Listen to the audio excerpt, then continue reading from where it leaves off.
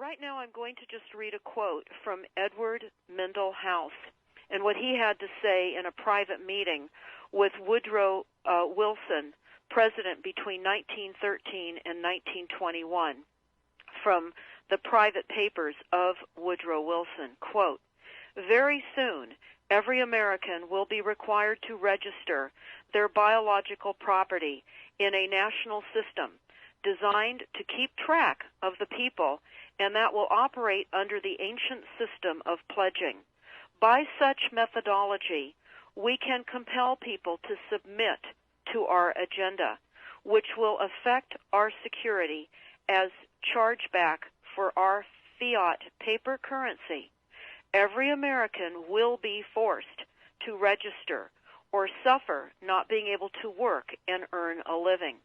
They will be our chattel, and we will hold the security interest over them forever by operation of law merchant under the scheme of secured transactions.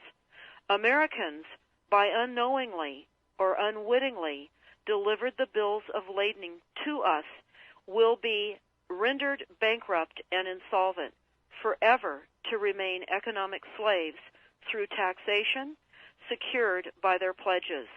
They will be stripped of their rights and given commercial value, designated to keep us a profit that will be none the wiser. For not one man in a million could ever figure out our plans, and if by accident one or two would figure it out, we have in our arsenal plausible deniability. After all, this is the only logical way to fund government, by floating liens and debt to the registrants in the form of benefits and pledges.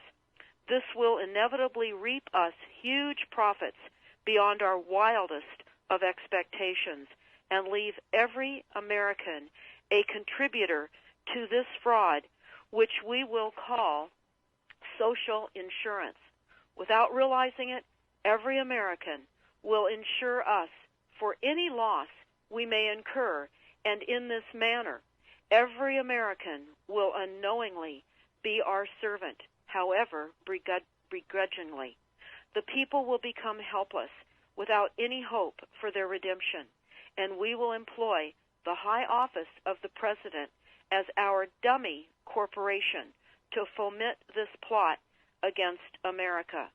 Having established plausible deniability, even if people become enlightened that they had a remedy and pursued it, the attorneys, judges, and legislators could claim that they did not understand the people's claims, especially if the technical requirements for achieving it were not followed pursuant to statutory requirements.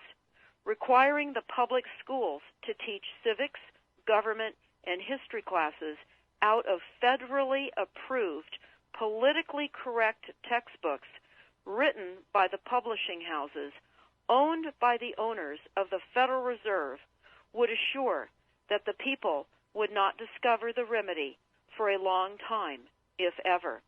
I would recommend that everyone read Fruit from a Poisonous Tree by Melvin Stamper, M-E-L-V-I-N, Stamper, S-T-A-M-P-E-R. That is Fruit from a Poisonous Tree. This is out of Chapter 2 of Fruit from a Poisonous Tree.